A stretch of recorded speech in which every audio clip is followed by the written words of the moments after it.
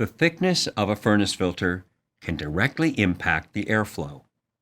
If we compare two filters of the same MERV 8 rating, the 1-inch and the 4-inch filters will capture the same amount of particles. However, the 4-inch filter has a greater surface area, which means there is less restriction to the airflow.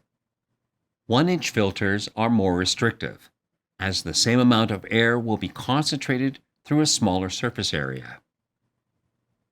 Since there is less material, the 1-inch filter will take less time to become fully saturated with dust.